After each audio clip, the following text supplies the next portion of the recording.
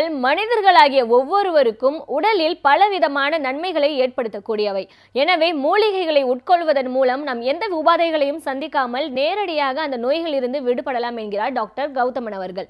நம் வீடியோவில் நிகழ்ச்சியின் அடுத்த பகுதியாக வரவிருப்பது பல்லாண்டு வாழ்ந்திட.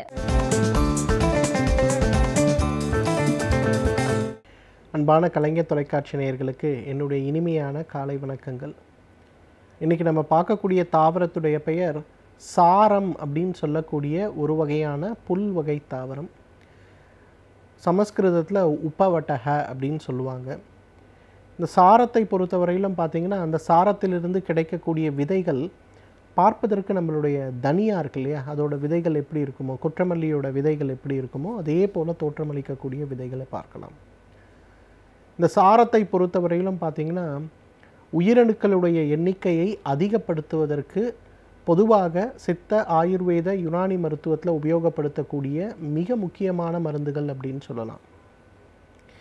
இந்த சாரத்துடைய மிக முக்கியமான மருத்துவ குணம் உடலில் இருக்கக்கூடிய ஆக்கப்பூர்வமான திசுக்களுடைய உருவாக்கத்தை அதிகப்படுத்துவது.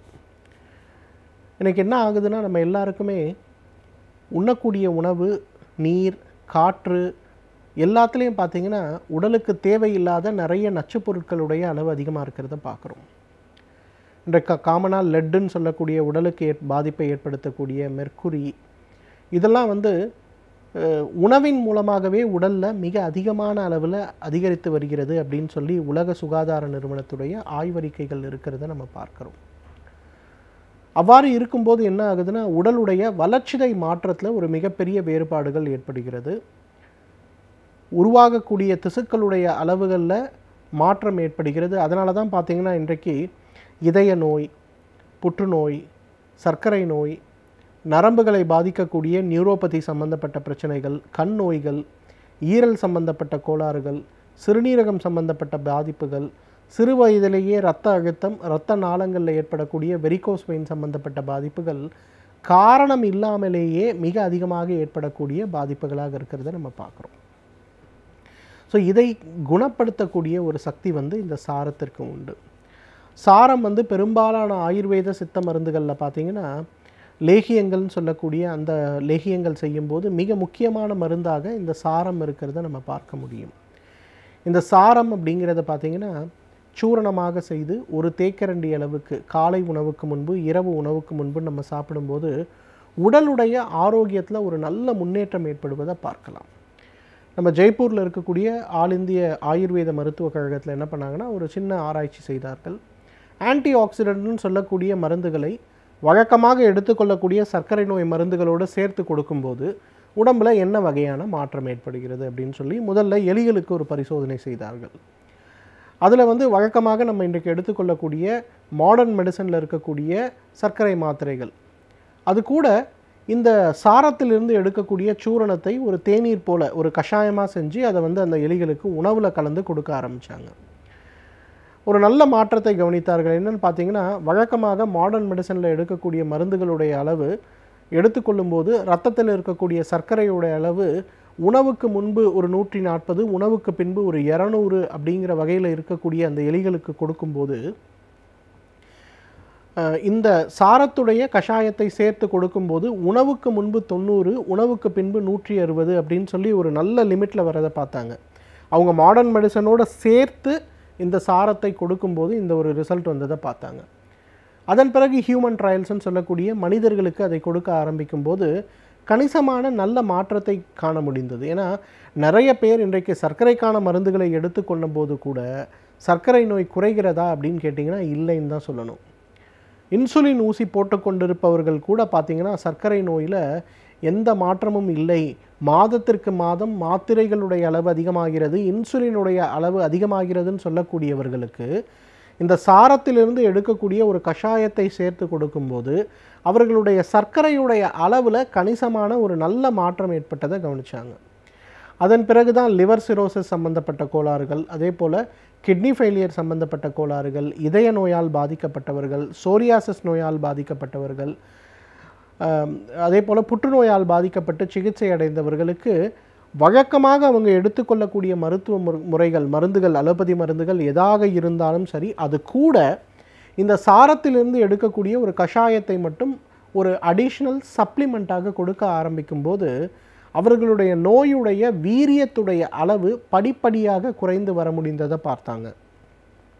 இது சம்பந்தப்பட்ட 2ஆம் கட்ட 3ஆம் கட்ட ஆராய்ச்சிகள் கூட இன்றைக்கு நிறைய நடந்து கொண்டிருக்கிறது. ஈவன் இந்திய அரசாங்கமே பார்த்திங்கன்னா இந்த சாரத்திலிருந்து எடுக்கக்கூடிய அந்த ஒரு சூரணத்தை ஒரு மாத்திரையாக செய்து அந்த மாத்திரையை ஏன் நம்மளுடைய எல்லா மருத்துவமனைகள்லையும் வழக்கமாக கொடுக்கக்கூடிய மருந்துகளோடு கூடி ஏன் கொடுக்கக்கூடாது அப்படிங்கிற ஒரு கேள்வி கூட சமீபத்தில் எழுப்பியிருக்காங்க.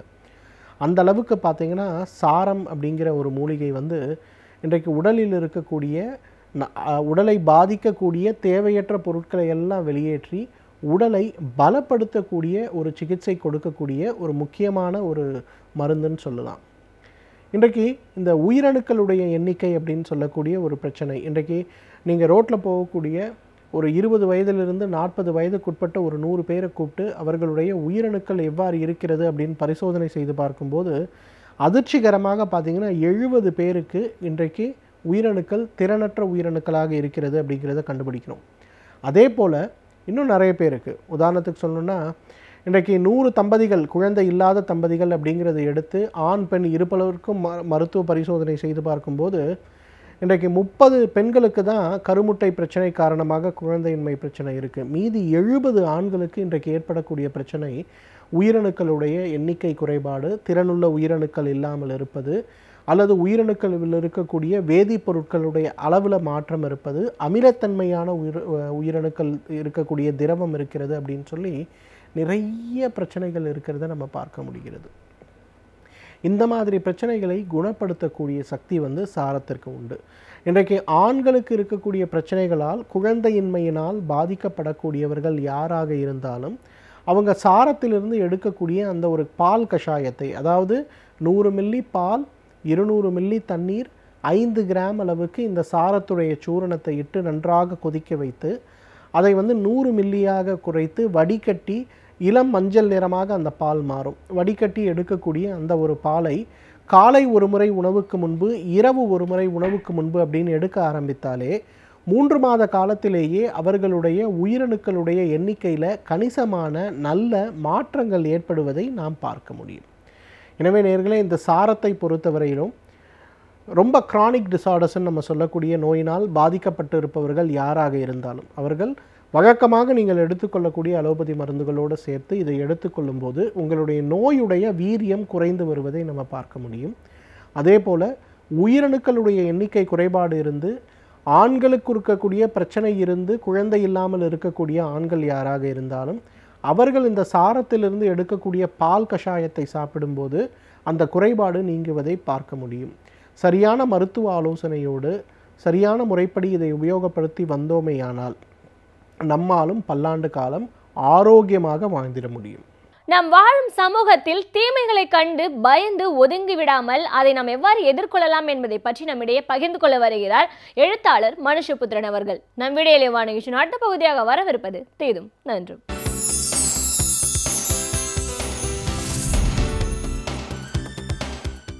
வணக்கம் நண்பர்களே, இன்னும் ஒரு இனிய காலை பொழுதில் தீதும் நன்றும் நிகழ்ச்சியில் உங்களை சந்திப்பதில் மிக்க மகிழ்ச்சி அடைகிறேன்.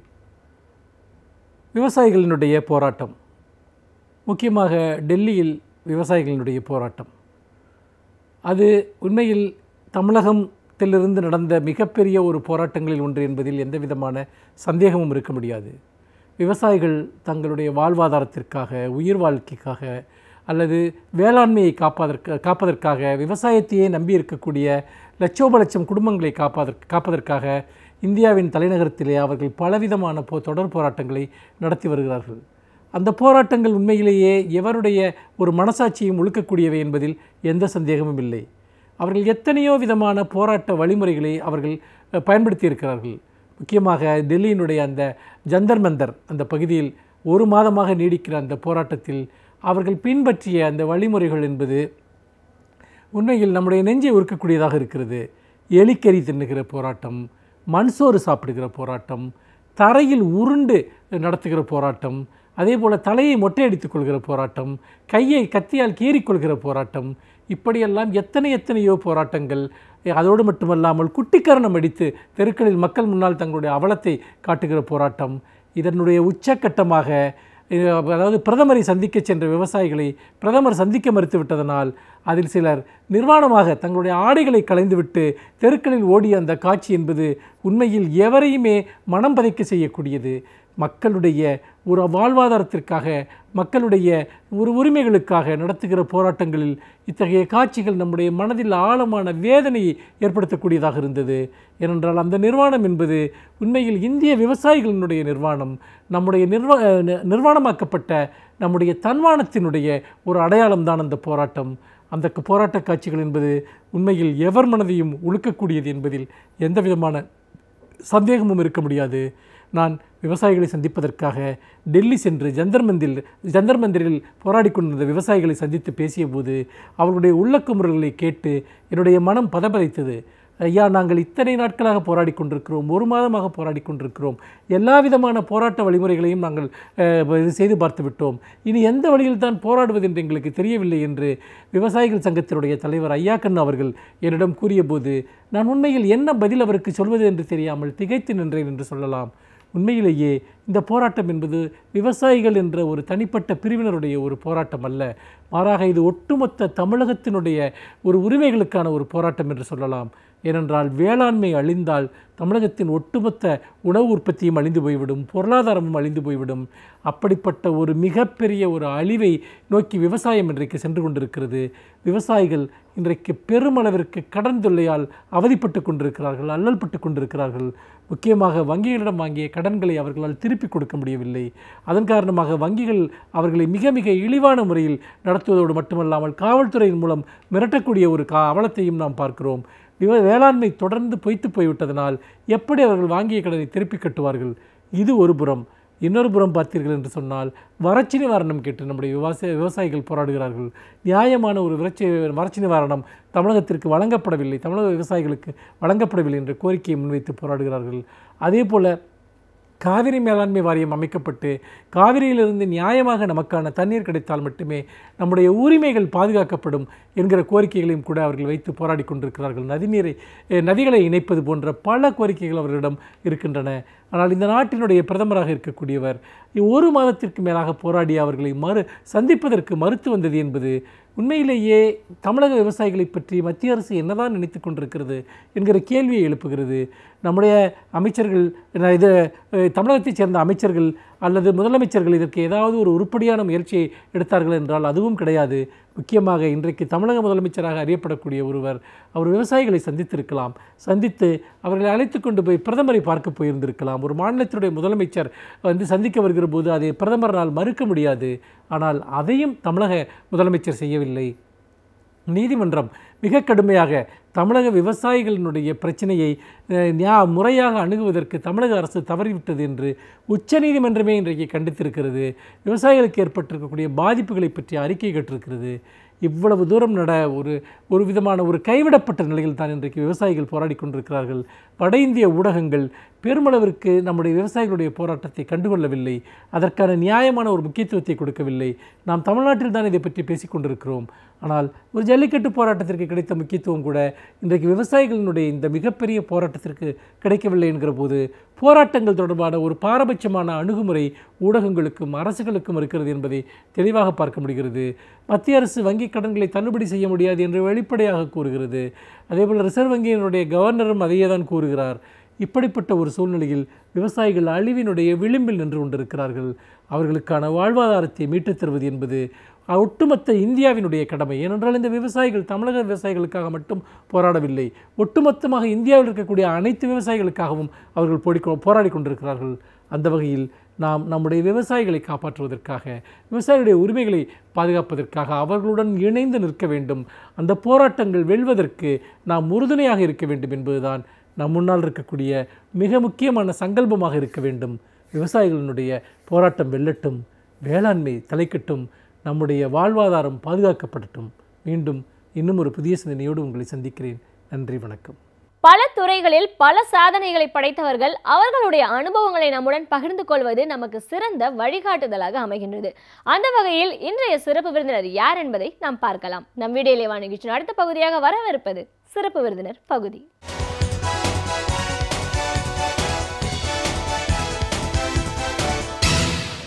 வணக்கம் நேர்களே, விடியலேவா நிகழ்ச்சியின் சிறப்பு விருந்தினருக்கான நேரம் இது. இன்றைய சிறப்பு விருந்தினர் இயற்கை வேளாண் அறிஞர் திரு வெங்கடாச்சலம்.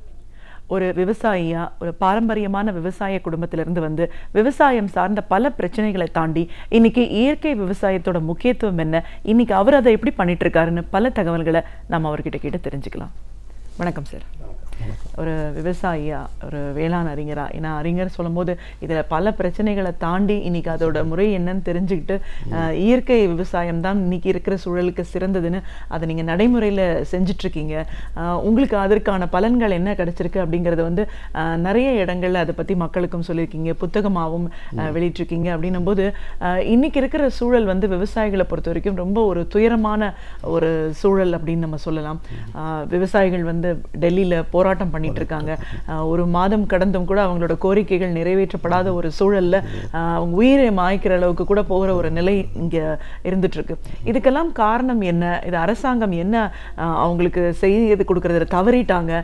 இதையெல்லாம் தாண்டி நல்ல முறையில விவசாயம் அப்படின்னு பண்ணணும் போது நாம எதை கவனத்தில் எடுத்துக்கணும்? இப்படி நிறைய விஷயங்களை எங்க நேர்களோட இன்னைக்கு நீங்க பகிர்ந்துக்கணும் சார். முதல்ல நம்ம விவசாயிகளோட இன்றைய நிலைப்பாடு எப்படி இருக்குங்கிறதுல இருந்து பேச ஆரம்பிக்கலாம். இப்போ தமிழ்நாட்டில் பார்த்தீங்கன்னா இன்னைக்கு 140 வருஷத்துக்கு முன்ன இது பஞ்சம் அப்படின்னு சொன்னாங்க. அந்த அளவுக்கு வறட்சிங்க.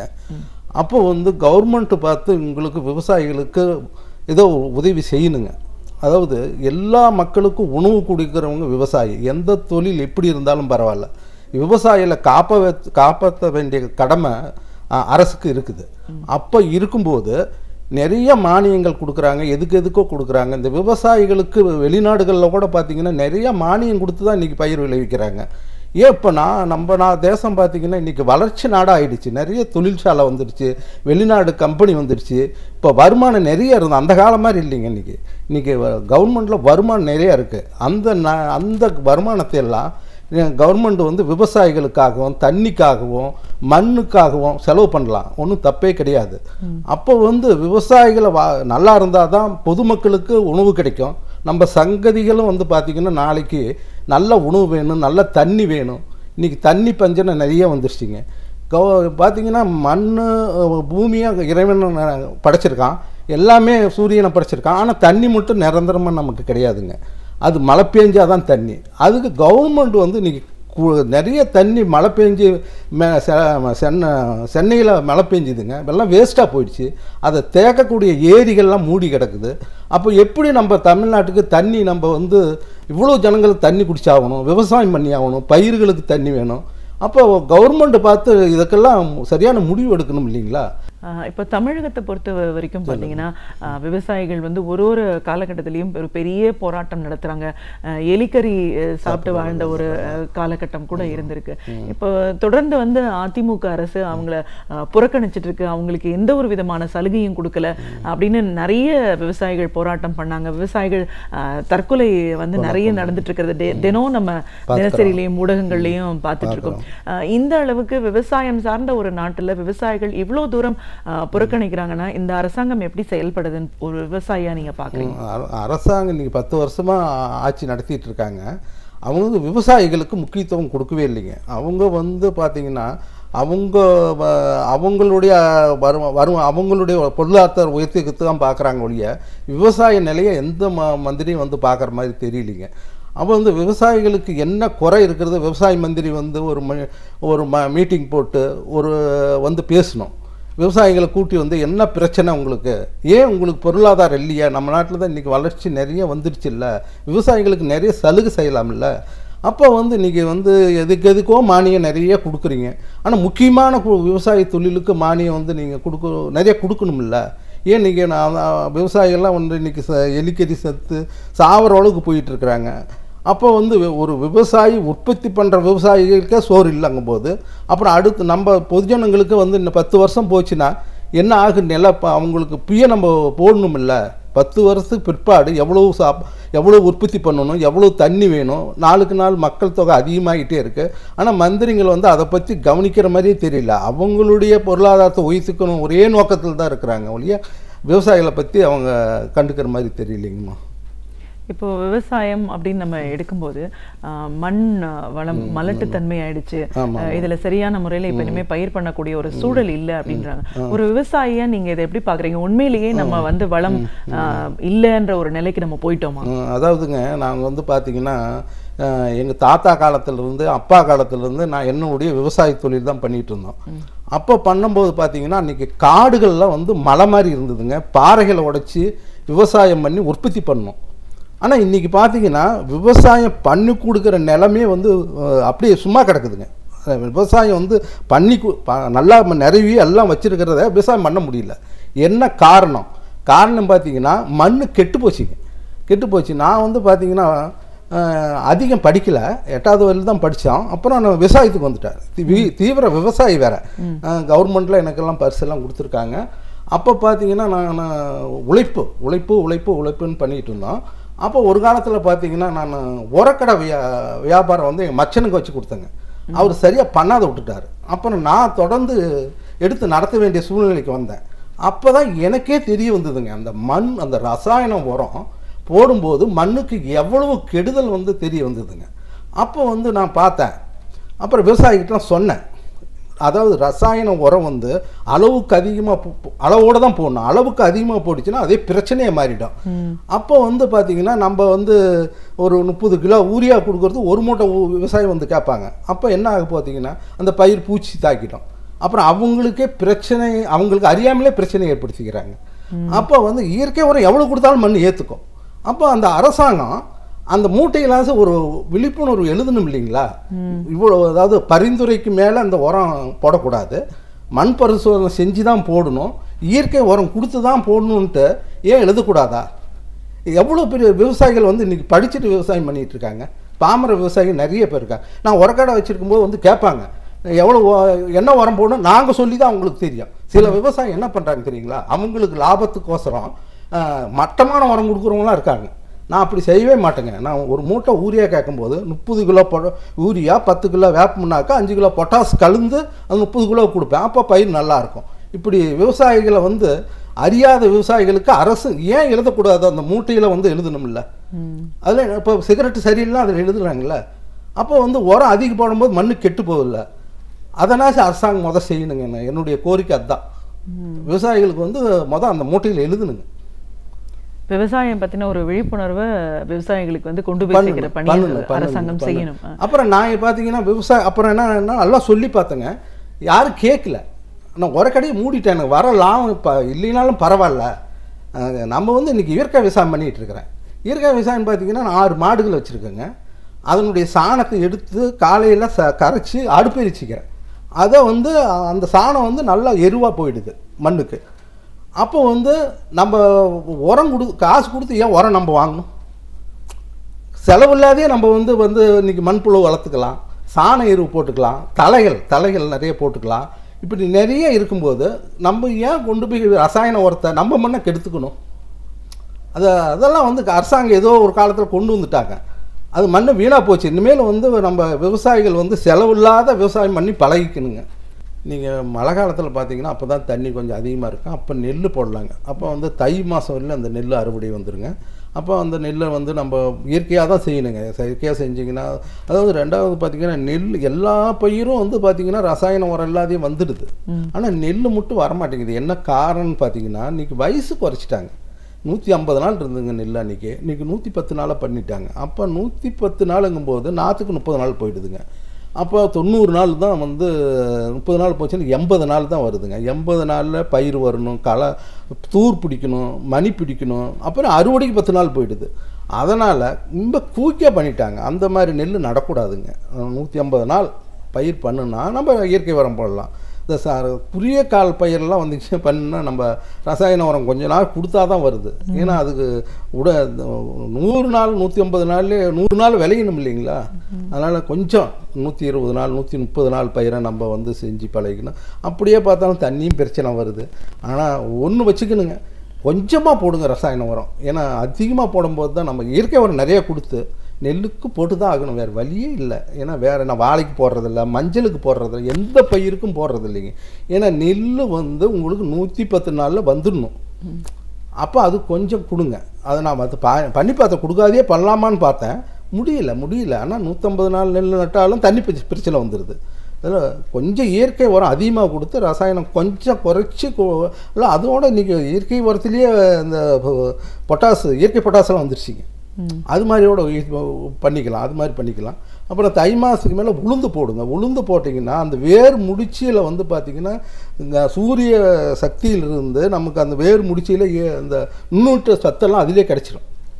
அப்போ மேலே வந்து நம்ம உளுந்தை பறிச்சிக்கிட்டு அப்படியே உழுதுட்டோம்னா போச்சுங்க, நீங்கள் உரமே போட வேண்டியதில்லை, அது பாட்டுக்கு பயிர் அடுத்த பயிர் உங்களுக்கு நல்லா வரும்.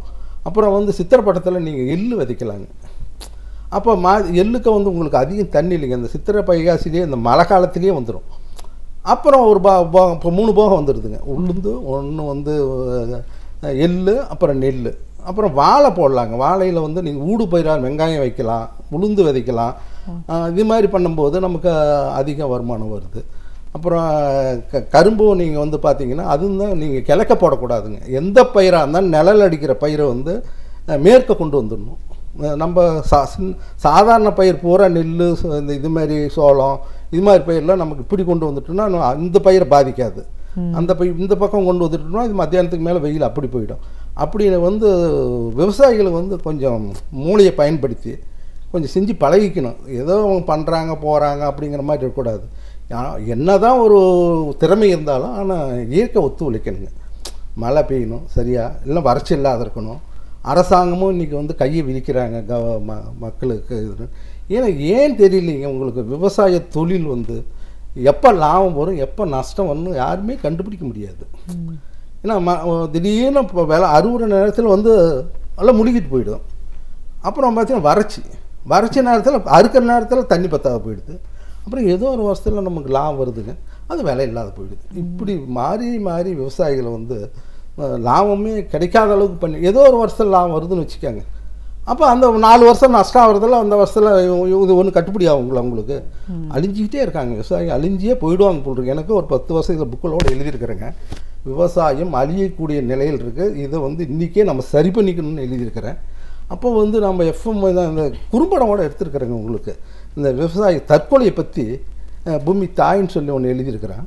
அதில் வந்து நிறைய விஷயங்களை சொல்லியிருக்கிறேன். இந்த கண்டிப்பாக சார்.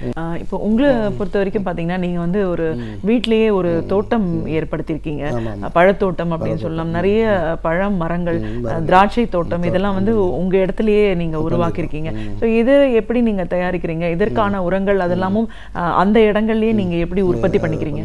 அதாவதுங்க திராட்சை வந்து வருமானங்கள் எங்களுக்கு தெரியல. முதல்ல வீட்டில் வந்து நிழலுக்கோசரம் பந்தலை போடுறத விட ஏன் திராட்சை போடலாம் அப்படின்னு ஒரு ஐடியா பண்ணி ஒரு 10 செடிகளை கொண்டு வந்து வச்சேங்க.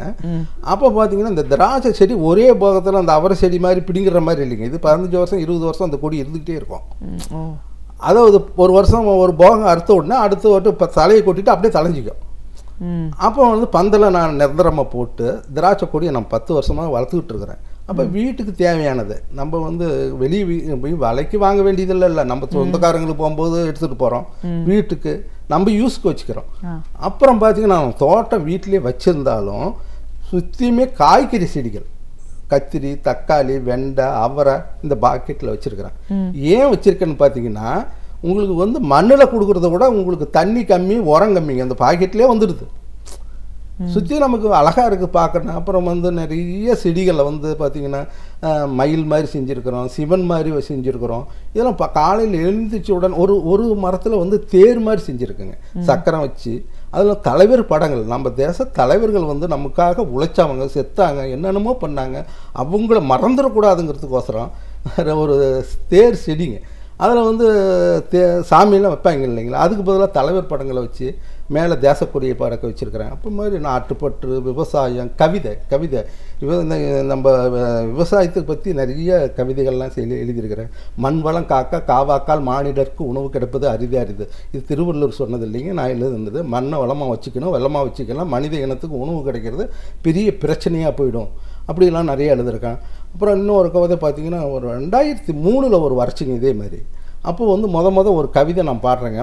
இறைவா கருணை காட்டு, கருமேகம் உருவாகி மழை பொழிய கருணை காட்டு, ஆனந்தம் வரும் கண்ணில் சோக கண்ணி வடிது, சோதித்த துன்பம் போது மக்கள் மனம். நீ உருவாக்கிய உலகம், அதில் வாழ்வது உங்கள் கடமை. உங்கள் கடமை. புத்தாண்டில் நல்ல மழை பெய்யணும், நதிகளெல்லாம் பெருக்கெடுத்தாலும் தரிசு நல்ல நெல்மலையாக விளையணும்னு சொல்லிட்டு நான் ஒரு கவிதை சொல்லியிருந்தேங்க. இது மாதிரி விவசாயிகளுக்கு.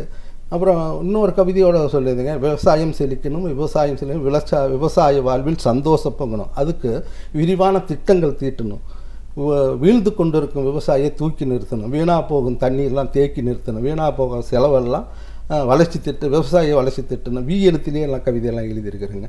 இப்படி நிறைய நம்ம விவசாயத்துக்கு 13 வருஷமாக போராடிட்டு இருக்கிறேங்க. நம்ம எனக்கு ஒரு லாபம் கிடைக்கும். ஒரு விவசாயம் ஒரு மூட்டை விற்று 50 ரூபா கிடைக்குங்க உரக்கடை. நான் எடுத்துட்டேன். ஏன் நம்மளால் நம்ம மண்ணு கிடைக்கணும். நம்ம உதாரணமாக இருக்கணும் இல்லைங்களா? நம்ம சொல்கிறவங்க உதாரணமாக இருந்தால் தானே அடுத்தவங்க கேட்பாங்க. அப்புறம் நான் இயற்கை விவசாயம் வந்துட்டேன். அதாவது லாபம் உங்களுக்கு பெருசே கிடையாதுங்க. நம்ம தேசம், நம்ம மண் நல்லா இருக்கணும், இந்த மக்கள் நல்லா இருக்கணும், அதனுடைய நோக்கம்தான் என்னது. அதனால் தொடர்ந்து நான் விவசாயத்துக்காக நிறைய உழைச்சிக்கிட்டு இருக்கிறேன். இப்போ நம்ம தோட்டத்தில் அங்கோட செடி வைக்கலாங்க. ஏன் இப்போ இங்கே பாக்கெட்டில் வச்சுருக்கான்னு பார்த்தீங்கன்னா, இதில் கொஞ்சோண்டு மண் இருந்தால் போதும், கொஞ்சோண்டு தண்ணி இருந்தால் போதும். ஒரு சொட்டு நீர் மாதிரி போட்டு விட்டால் செத்தனா ஒரு 2 நிமிஷத்தில் தண்ணி போய் சொட்டிடுதுங்க. அப்போ அங்கே போய் நான் பறிக்க வேண்டியதில்லை. அது வேற இல்லாமல் செஞ்சிட்ருக்கலாம். அங்கே வீட்டை சுற்றி நம்ம அந்த செடிங்களை வைக்கும்போது கத்திரிக்காய் ஃப்ரெஷ்ஷாக கிடைக்கிது, உரம் இல்லாத கத்திரிக்காய் கிடைக்கிது, உரம் இல்லாத அவரைக்காய் கிடைக்குது, தக்காளி கிடைக்குது, எல்லா காய்கறிகளும் நமக்கு கிடைக்குது. விற்கலனாலும் பரவாயில்ல. அது பாட்டுக்கு அங்கே நெல்லை நம்ம கொண்டு போய் விற்று விளைவிக்கலாம், கரும்பு விற்கலாம், வாழையை விற்கலாம். ஆனால் இது மாதிரி பயிரில் அங்கே கொண்டு போய் போட்டோம்னா அந்த நிலம் வேஸ்ட்டாக போகுது இல்லைங்களா? அதனால் திராட்சை தோட்டம் இது மாதிரி வரப்புக்குள்ளே சுற்றியுமே எலுமிச்சை எல்லாமே போட்டிருக்கிறோம். எந்த பயிர் இல்லை. அதாவது பலாப்பழம் ஒன்று தான் போடலைங்க. ஏன் போடலைன்னா அது மலையில் விளைக்கிற பழம். அதை நம்ம கொண்டு இங்கே வச்சிட்டோம்னா ஒரு பலாமலை அரை ஏக்கரை விவசாயம் பண்ண முடியாது. அது மலையில் நிறையா அவங்களுக்கு இடம் கிடக்குது, அவங்க விளைவிச்சிட்டு போகிறாங்க.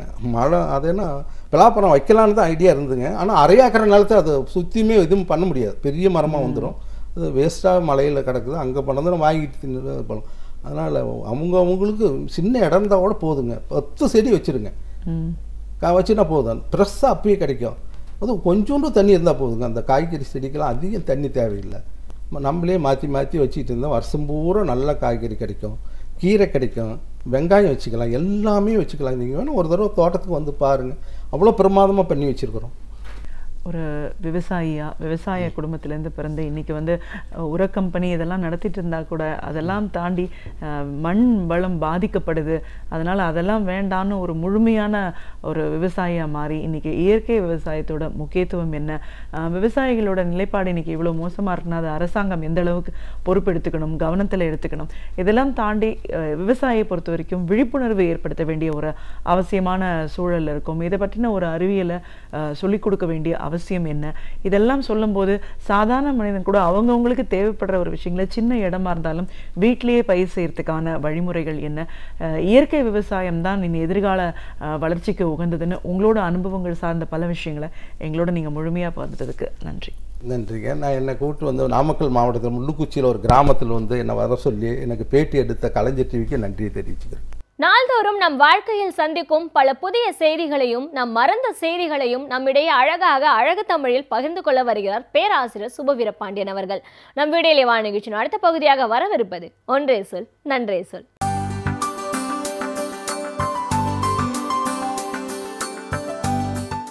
அனைவருக்கும் என் அன்பு வணக்கம்.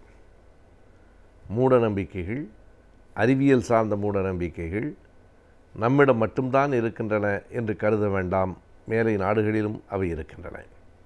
அது என்ன, மூட நம்பிக்கைகளிலே அறிவியல் சார்ந்த மூட நம்பிக்கை என்று ஒன்று இருக்கிறதா? அறிவியல் என்பதே மூட நம்பிக்கைக்கு எதிரானது. ஆனால் உண்மைதான், எந்த அறிவியல் மூட நம்பிக்கைக்கு எதிரானதோ அந்த அறிவியலிலிருந்தே சில மூட நம்பிக்கைகளும் புறப்பட்டிருக்கின்றன. நாடு முழுவதும், உலகம் முழுவதும் சில அப்படி பரவி இருக்கின்றன. அவற்றிலே ஒன்றுதான் அமெரிக்காவில் புளோரிடா மாநிலத்திற்கு கிழக்கே இருக்கிற அந்த பெர்முடா முக்கோணம் பற்றிய மூட நம்பிக்கை. பெர்முடா ட்ரையாங்கிள் மிஸ்ட்ரி என்று ஆங்கிலத்திலே சொல்லுவார்கள். இன்றைக்கும் 2 செய்திகள் மிகப்பெரிய மாயங்கள் என்று உலகம் நம்புகிறது. ஒன்று பெர்முடா முக்கோணம், இன்னொன்று வானத்திலே இருக்கிற கருந்துளை. இது கடல் சார்ந்தது, அது வான் சார்ந்தது. இவை 2க்குமான ஒற்றுமை என்ன என்றால், அந்த பகுதிக்கு போகிற விமானங்கள் எல்லாம் காணாமல் போய்விடுகின்றன. இந்த முக்கோணத்தில் கப்பல்களும் காணாமல் போய்விடுகின்றன என்பதுதான். என்ன காரணம் என்றே தெரியாமல் அந்த பகுதியை கடக்கிற போது விமானங்களினுடைய திசை காட்டிகள் செயலிழக்கின்றன. அந்த காம்பாஸ் என்று சொல்கிறோமே, அவை செயலிழக்கின்றன. அந்த விமானங்களை கடல் விழுங்கி விடுகிறது.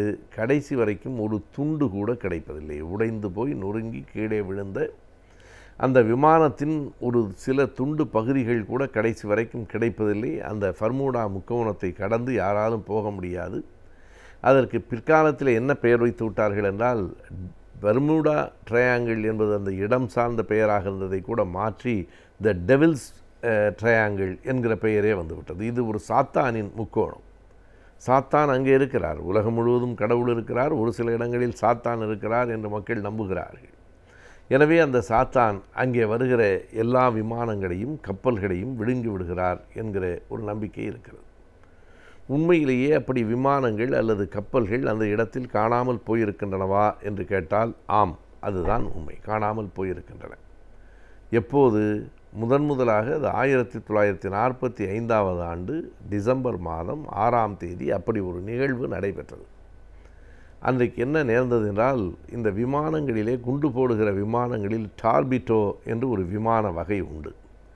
அதை வைத்துத்தான் திராவிட இயக்கத்திலே கூட மிகச்சிறந்த ஒரு பேச்சாளருக்கு அந்த டார்பிடோ என்கிற பெயர் பட்ட பெயராக வழங்கப்பட்டது. அந்த டார்பிடோ விமானங்கள் 5 விமானங்கள் ஒன்றாக பறந்து போன நேரத்தில் சட்டென்று 5ம் காணாமல் போயின. அதனை தேடி போன 6வது விமானமும் எரிந்து கடலிலே வீழ்ந்து விட்டது. அவற்றை தேடி அந்த துண்டுகளை தகடுகளை கடைசியாக கிடைக்கிறதா என்று பார்க்கிற முயற்சியில் இறங்கிய கப்பல்களும் காணாமல் போயின. இதுதான் அந்த நிகழ்ச்சி. இது 1945 டிசம்பரிலே நடைபெறுகிறது. அன்றிலிருந்து இன்றைக்கு வரைக்கும் அந்த பகுதி அது எங்கே இருக்கிறது என்றால், அமெரிக்காவினுடைய தெற்கில் புளோரிடா மாநிலத்திலிருந்து கிழக்கிலே போய் அந்த பஹாமாஸ் தீவுகளுக்கு நெருங்கி போகிற நேரத்தில் இந்த விபத்து நடக்கிறது. போகிற எந்த விமானமும் எந்த கப்பலும் தப்புவதில்லை என்பது உலகம் முழுவதும் இருக்கிற ஒரு நம்பிக்கை அல்லது மூட நம்பிக்கை. முதலாக 1950 இந்த நிகழ்ச்சி நடைபெற்று 5 ஆண்டுகளுக்கு பிறகு அது ஒரு இதழில் பெரிய செய்தியாக வெளிவந்தது. அதற்கு பின்னால் மெல்ல மெல்ல அந்த செய்தி மக்களால் நம்பப்பட்டு இன்றைக்கு வரைக்கும் பெர்முடா முக்கோணத்துக்கு உள்ளே போனவன் எவனும் திரும்ப வந்ததில்லை என்பதாக ஒரு தவறான நம்பிக்கை இருக்கிறது. ஆனால் இதனை மறுத்து அப்படியெல்லாம் ஏதுமில்லை என்பதை விளக்கி ஒரே ஒரு டேவிட் குசே என்கிறவர் தான் முதலில் ஒரு கட்டுரையை எழுதுகிறார். அதில் நல்ல ஆதாரங்களையும் தர்க்கபூர்வமான வாதங்களையும் அவர் வைக்கிறார். அவர் ஒன்றும் மிகப்பெரிய கடல் ஆய்வுகளையெல்லாம் செய்து அந்த ஆதாரங்களை வைக்கவில்லை. அவர் மிக எளிமையாக சில கேள்விகளை முன்வைக்கிறார். அந்த கப்பல்கள் புறப்பட்ட போது அல்லது விமானங்கள் புறப்பட்ட போது எப்படிப்பட்ட வானிலை இருந்தது என்பதை அன்றைக்கு காலையிலே வந்திருக்கிற பத்திரிகைகள் சொல்லுகின்றன. ஏன் அதனை யாரும் கணக்கில் எடுத்துக்கொள்ளவில்லை? இன்றைக்கு அறிவியல் வளர்ந்திருக்கிறது. இன்றைக்கு எந்த அளவுக்கு வளர்ந்திருக்கிறது என்றால், இன்னும் ஒரு வாரத்துக்கு பிறகு அடுத்த வியாழன் அடுத்த சனி எப்படி வானிலை இருக்கும், எத்தனை மணிக்கு மழை பெய்யும் என்று ஒரு வாரத்துக்கு முன்பே சொல்லிவிடக்கூடிய அளவுக்கு தெளிவான வானியல் அறிவு இன்றைக்கு வளர்ந்திருக்கிறது. ஆனால் அன்றைக்கு முழுக்க எதனையும் முன்கூட்டி தெரிந்து கொள்ள முடியாத ஒரு நிலை அறிவியல் வளரவில்லை. வானிலை அறிக்கை என்று சொன்னால் பெரும்பாலும் சொல்வதற்கு மாறாகத்தான் நடந்து கொண்டிருந்தது. அப்படிப்பட்ட நிலையில் இந்த விமானங்கள் புறப்பட்ட அந்த நாளில் செய்தித்தாள்களில் என்ன இருக்கிறது என்று யாராவது பார்த்தீர்களா? செய்தித்தாள்கள் மிகச் சரியாக சொல்லுகின்றன, இன்றைய கால சூழ்நிலை மிக மோசமாக இருக்கிறது என்று சொல்லுகிறது. அப்படி இருந்த ஒரு நாடில் போன விமானங்களோ கப்பல்களோ சிக்கியிருக்கலாமே தவிர அது தொடர்ச்சியாக இங்கு நடைபெறுகிறதா என்று பார்த்தால் அதுவும் இல்லை.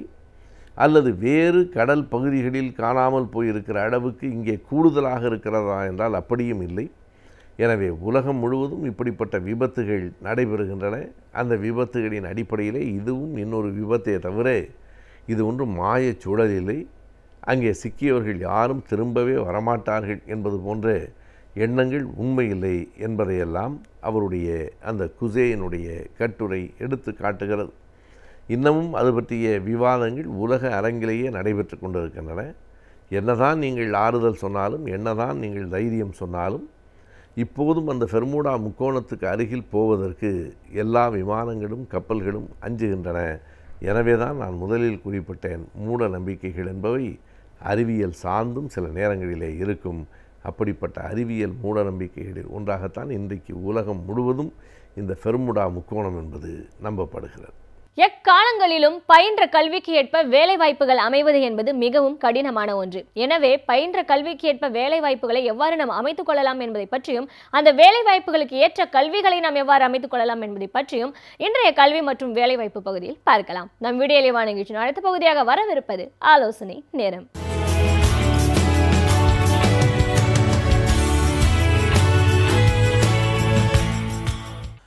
வணக்கம். நம்ம இந்த ஆலோசனை நேரம் நிகழ்ச்சியில் தொடர்ச்சியாக ஒரு பட்டதாரி இளைஞர் அரசு துறைகள்லையும் அரசு சார்ந்த நிறுவனங்கள்லையும் என்ன மாதிரியான பணியிடங்கள் இருக்கின்றன, என்ன மாதிரியான பணிகளுக்கெல்லாம் செல்லலாம், அப்படி அந்த பணிகளுக்கு செல்ல வேண்டுமானால் என்ன மாதிரியான தேர்வுகள் இருக்கின்றன, அந்த தேர்வுகளுக்கான முறைகள் என்னென்ன, அவற்றை நடத்தக்கூடிய நிறுவனங்கள் எவை எவை, அந்த தேர்விற்கான தயார் செய்யும்போது ஒரு மாணவர் சந்திக்கக்கூடிய சவால்கள் பிரச்சனைகள் என்னென்ன, அந்த சவால்களையும் பிரச்சனைகளையும் தாண்டி அந்த தேர்வில் வெற்றி கொள்வது எப்படி அப்படிங்கிறது குறித்து நம்ம தொடர்ச்சியாக பேசிட்டு வந்துருந்துருக்கோம். அந்த வகையில் நாம் மத்திய அரசு பணியாளர் தேர்வாணையம்னு சொல்லக்கூடிய யூபிஎஸ்சி நடத்தக்கூடிய தேர்வுகள் என்னென்ன அப்படிங்கிறது குறித்து ஒரு லிஸ்ட் ஆஃப் எக்ஸாமினேஷன்ஸ் பற்றி பார்த்தோம். அதுக்கப்புறம் ஐஏஎஸ் தேர்வுகள்னு சொல்லக்கூடிய சிவில் சர்வீசஸ் எக்ஸாமினேஷனுடைய தேர்வு முறை, தேர்வு அமைப்பு என்ன அப்படின்னு பார்த்தோம். அதில் இருக்கக்கூடிய 3 படிநிலைகளில் எப்படி தேர்வுகள் நடத்தப்படுகின்றன, எத்தனை மதிப்பெண்களுக்கு தேர்வுகள் நடத்தப்படுகின்றன அப்படிங்கிறது குறித்து பார்த்தோம். அதுக்கப்புறமா இந்த தேர்வுகளில் முக்கியமாக ஆளுமை தேர்வு அப்படின்னு வருகிற போது அந்த ஆளுமை தேர்வை எதிர்கொள்ளக்கூடிய மாணவர்கள் என்ன மாதிரி விஷயங்களை கவனத்தில் எடுத்துக்கணும் அப்படிங்கிறது குறித்து பார்த்தோம். அந்த வகையில் மாணவர்களுக்கு இருக்கக்கூடிய சந்தேகங்கள் பல, அந்த சந்தேகங்களை நிவர்த்தி பண்ணுறது எப்படி அப்படிங்கிறது குறித்து நம்ம தொடர்ச்சியாக பேசிட்டு வந்துட்டு இருந்தோம். அந்த வகையில் நம்ம முதல்ல ஸ்ட்ரெஸ் இன்டர்வியூ பற்றி பார்த்தோம்.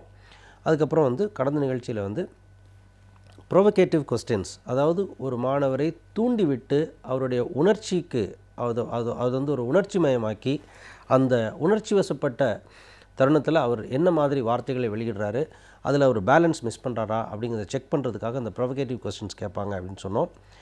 அப்படிங்கிறது குறித்து நாம் பேசினோம். இதில் நல்ல ஒரு விஷயம் நான் மறுபடியும் ஞாபகப்படுத்த விரும்புகிறேன். ஸ்ட்ரெஸ் இன்டர்வியூ வேறு, ப்ரொவகேட்டிவ் கொஸ்டின்ஸ் வேறு. பொதுவாக ப்ரொவகேட்டிவ் கொஸ்டின்ஸ், ஸ்ட்ரெஸ் இன்டர்வியூவில் ப்ரொவகேட்டிவ் கொஸ்டின்ஸ் இருக்கும். ஆனால் ப்ரொவகேட்டிவ் கொஸ்டின்ஸ் கேட்டாலே அது ஸ்ட்ரெஸ் இன்டர்வியூன்னு எடுத்துக்கக்கூடாது. அதில் நான் போன நிகழ்ச்சியில் நாம் பார்க்கும்போது என்ன பார்த்தோன்னா, ஒரு உதாரணம் ஒன்று பார்த்தோம். அது ஒரு மாணவர் ஐஎஃப்எஸ் முதல் ஆப்ஷன், எனக்கு ஐஎஃப்எஸ் ஃபாரின் சர்வீஸ் வேணும்னு சொன்ன ஒரு மாணவர்கிட்ட ஒரு இன்டர்வியூ போர்டு மெம்பர் என்ன சொல்கிறாரு, நீ ஐஎஃப்எஸ் உலகமயமாக்கல் அதுக்காகலாம் வாய்ப்பு வசதியெல்லாம் தேடி போகவே இல்லை, அது உனக்கு உலகம் முழுவதும் சுற்றுறதுக்கான ஒரு வாய்ப்பை கொடுக்கும், வைனிங் அண்ட் டைனிங் அண்ட் ஹியூமனைசிங் இதுக்கான வாய்ப்புகள்லாம் கொடுக்கும், இதுக்கு தான் நீ போகிற அப்படின்னு சொல்கிறாரு. உடனே அந்த மாணவர் என்ன பண்ணிடுறாருனா, ப்ரொவகேட் ஆகி, அதாவது உணர்ச்சி வசப்பட்டு அந்த போர்டு மெம்பர்கிட்ட இல்லை நீங்கள் சொல்கிறது நான் உங்களை முழுமையாக மறுக்கிறேன் அப்படின்னு கொஞ்சம் அரகண்டாக பேச ஆரம்பிச்சிட்டாரு. ஸோ இப்படி ஒரு கேள்வியை வந்தால் அதுக்கு நான் எப்படி சார் கோவப்படாமல் இருக்க முடியும் அப்படின்னு கேட்டிங்கன்னா கரெக்ட். நான் அதுக்கு தான் போன நிகழ்ச்சியிலே நான் தெளிவாக சொன்னேன். Emotions have to be controlled through rationality. அதுதான் நம்ம எமோஷ்னல் இன்டெலிஜென்ஸ் அல்லது எமோஷ்னல் கோஷன்ஸ்னு சொல்லுவோம். நல்லா ஞாபகம் வச்சுக்கணும். பர்சனாலிட்டி டெஸ்ட்டில் one of the dimensions that is being tested is your emotional intelligence. Emotional intelligenceங்கிறது உங்களுடைய உணர்ச்சிகள், உங்களுடைய எமோஷன்ஸ் மேலே உங்களுக்கு எந்த அளவுக்கு புரிதல் இருக்குது, அந்த புரிதலின் அடிப்படையாக கொண்டு உங்களுடைய உணர்வுகளை எவ்வாறு நீங்கள் கட்டுப்படுத்துகிறீர்கள் அப்படிங்கிறது தான் அங்கே மெஷர்மெண்ட். சரி, அப்போ இந்த மாதிரி கேள்விக்கு நான் எப்படி தான் பதில் சொல்லிக்கணும்னு நினைக்கிறீங்க? ரொம்ப simple. It could be part and parcel of the job, sir. If that was an opportunity, I didn't know that, and I would love to thank you for the information. அது உங்களுக்கு இது மாதிரி ஒரு வாய்ப்பு அந்த பணியில் இருக்குங்கிறது எனக்கு இது வரைக்கும் தெரியாது. நீங்கள் தெரிஞ்சவர் சொல்கிறீங்க, அதற்கு எனக்கு என்னுடைய நன்றி. ஆனால் நான் அந்த மாதிரி விஷயங்களுக்காக இந்த பணிக்கு நான் போகல. But my interest towards IFS is not because of the widest possible travel and whining and dining. But என்னுடைய நோக்கம் அப்படிங்கிறது வந்து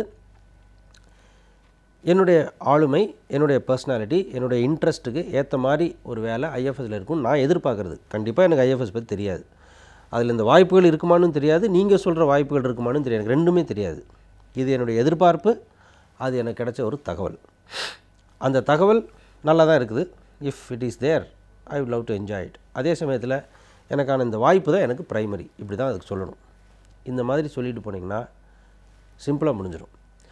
நான் உங்களை கம்ப்ளீட்டாக நான் மறுக்கிறேன், அவங்கள நீங்கள் மறுக்கிறதுனால ஒன்றும் நடக்க போகிறது இல்லைங்க. நீங்கள் சொல்வது தவறு அப்படின்னு நாங்கள் ப்ரூவ் பண்ணதெல்லாம் ஒன்றுமே நடக்க போகிறதில்ல. இப்போது ஒரு இன்டர்வியூவில் வந்து ஒரு விஷயத்தை நல்லா புரிஞ்சுக்கணும். ஒரு இன்டர்வியூவில் வந்து என்ன நடக்க போகுதுன்னா, இன்டர்வியூ போர்டுக்கும் உங்களுக்கும் போட்டி அல்ல. பொதுவாக நம்ம இன்டர்வியூ போர்டில் என்ன நினச்சிக்கிறோம், அவங்க கேள்வி கேட்பாங்க, நம்ம பதில் சொல்லுவோம், அவங்களோட நம்ம ஜெயிக்கணும், அவங்க நம்ம ஜெயிக்கணும். நெவர். ஒரு இன்டர்வியூ போர்டோடைய அவுட்கம், எஃபெக்டிவ் இன்டர்வியூ அப்படின்னு சொன்னால், it should create a win win situation. It should not create a win lose situation in favour of the interview board or a win lose situation in favour of the candidate. ரெண்டுமே இருக்கக்கூடாது. அதாவது interview board ஜெயிச்சு candidate lose பண்ணால் ஒரு நல்ல தகுதி வாய்ந்த ஒரு நபரை அந்த நிறுவனம் இழக்கும். இன்டர்வியூ போர்டு தோற்று போய் கேண்டிடேட் வின் பண்ணால் ஒரு தகுதியான நிறுவனத்தில், நல்ல நிறுவனத்தில் பணி செய்யக்கூடிய ஒரு வாய்ப்பை அந்த கேண்டிடேட் இழந்துருவார். ஸோ இன்டர்வியூ போர்டு கேண்டிடேட் ரெண்டு பேருமே ஜெயிக்கணும், அதுதான் வின்-வின் சிச்சுவேஷனுங்கிறது. ஸோ இன்டர்வியூ போர்டுக்கு அந்த ஆர்கனைசேஷன் கொடுத்த பணி என்ன, நல்ல ஒரு கேண்டிடேட்டை எனக்கு செலக்ட் பண்ணி கொடு. அவன் வந்து இந்த ஜாபுக்கு, இந்த நான் எந்த வேலைக்கு வந்து ஆள் எடுக்கிறேனோ அந்த வேலைக்கு தகுதியான ஒரு நபரை எங்களுக்கு ஐடென்டிஃபை பண்ணி கொடுங்கன்னு தான் போர்டு அனுப்புகிறாங்க.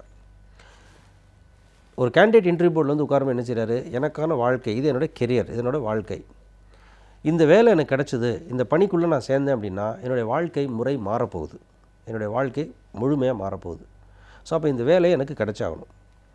அப்படி கிடைக்கிற போது அந்த ஆர்கனைசேஷனுக்கு நான் என்ன பண்ணுவேன், என்னை வேலைக்கு எடுக்கிறதன் மூலமாக அந்த நிறுவனம் எப்படி லாபம் அடையும் அப்படிங்கிறத நான் தெளிவாக காமிக்கணும்.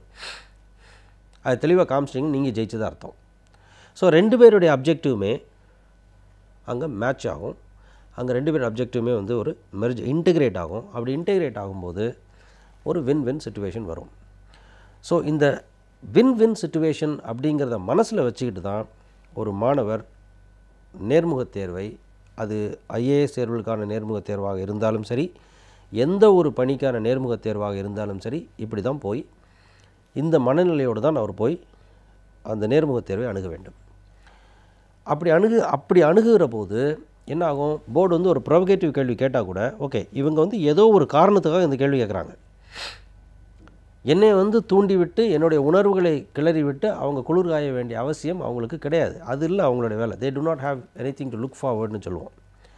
இப்போ ஐஏஎஸ் தேர்வில் இருக்கக்கூடிய போர்டு மெம்பர்ஸ் பார்த்திங்கன்னா கிட்டத்தட்ட 30-32 ஆண்டு காலம் வந்து அரசு துறையிலையும் பல்வேறு அரசு துறைகள்லையோ அல்லது வந்து இராணுவத்திலையோ அல்லது வந்து வேறு அரசு துறை நிறுவனங்கள்லையோ பணிபுரிந்த அனுபவம் மிக்க அதிகாரிகள் தான் இருப்பாங்க.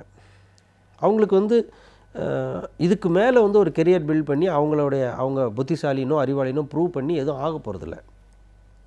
அவங்களோட வேலை கொடுக்கப்பட்ட வேலையை செம்மையாக செய்வது. இந்த ஒரு கேண்டிடேட் வந்திருக்கிறாங்க, இவர்கிட்ட வந்து ஐஏஎஸ் அதிகாரி ஆகுவதற்கான தகுதி இருக்கா இல்லையா, அதை கணித்து சொல்லுங்கன்னு யூபிஎஸ்சி அனுப்புது. அதை தான் அவங்க பண்ணுவாங்க. அந்த ப்ராசஸில் ஒரு ஐஏஎஸ் அதிகாரியாக, ஒரு ஐபிஎஸ் அதிகாரியாக இருக்கக்கூடிய ஆள் ரொம்ப ஈஸியாக ஒரு தூண்டுதலுக்கு உள்ளாகக்கூடிய ஒரு ஆளாக இருக்கக்கூடாது, ஆளுமையாக இருக்கக்கூடாது என்பதும் தேவையானது. அதை கணிப்பதற்காக சில நேரங்களில் இந்த மாதிரி ப்ரொவகேட்டிவ் கொஸ்டின்ஸ் கேட்பாங்க. So one has to be very careful in getting provocated. ரொம்ப ஈஸியாக ப்ரொவகேட் ஆகக்கூடாது. ஒரு பேலன்ஸை மெயின்டைன் பண்ணிட்டு நாம் வந்து வார்த்தைகளை உணர்ச்சிகளையும் கட்டுப்படுத்திட்டு உணர்ச்சி வசப்படாமல் பதில் சொல்ல வேண்டியது நம்மளுடைய கடமை. ஸோ இது வந்து ப்ரொவகேட்டிவ் கொஸ்டின்ஸை ஹேண்டில் பண்ணக்கூடிய ஒரு முறை. ரெண்டாவது, நான் ப்ரொவகேட்டிவ் கொஸ்டின்ஸை புரிஞ்சுக்கிட்டேன் சார், நான் ஹேண்டில் பண்ணிடுவேன், ஸ்ட்ரெஸ் இன்டர்வியூ ஹேண்டில் பண்ணிடுவேன், எல்லாமே சொல்லிட்டீங்க, எனக்கு புரிஞ்சு போச்சு. எப்படி எல்லா கேள்விக்கும் பதில் சொல்லணுமா வேண்டான்றது சொன்னீங்க, புரிஞ்சிருச்சு. தெரியாத கேள்விக்கு தெரியலன்னு சொல்லணுமா சொல்லுவேன், புரிஞ்சிருச்சு. அதுக்காக நான் ஸ்ட்ரெஸ் ஆவேனா பிரச்சனை அது வந்து நான் வந்து பர்சனலாக எடுத்துக்கோனா எல்லாமே ஃபைன். இப்போ அடுத்த ரொம்ப முக்கியமான கேள்வி, இன்டர்வியூன்னு சொன்னாலே அது பர்சனாலிட்டி டெஸ்ட்னு சொல்கிறீங்க, அதில் வந்து கருத்தாக்கங்கள் தான் பிரச்சனை, கருத்தாக்கங்கள் தான் கேட்குறாங்க, ஒருத்தருடைய ஒப்பீனியன் தான் கேட்குறாங்கன்னு சொல்கிறீங்க. அப்படி தான் நானும் பல இடங்களில் படிச்சிருக்கிறேன். இப்போ என்னுடைய பிரச்சனையே ஒப்பீனியன்னா என்ன, எப்படி ஒப்பீனியன் மேக் பண்ணுறது, ஒரு விஷயத்தை நாம் எப்படி பார்ப்பது, அதுக்கான ஒப்பீனியன் எப்படி மேக் பண்ணுது, அது குறித்து எனக்கு எதுவுமே தெரியலையே, என்ன பண்ணலாம், எப்படி நான் கருத்தாக்கங்கள் செய்வது, ஒரிஜினல் வியூ தான் வேணும்னு சொல்கிறீங்க, எப்படி ஒரு ஒரிஜினல் வியூ ஒப்பீனியனை டெவலப் பண்ணுறது, இது குறித்து நம்ம அடுத்த நிகழ்ச்சியில் வந்து விரிவாக பேசலாம். நன்றி, வணக்கம்.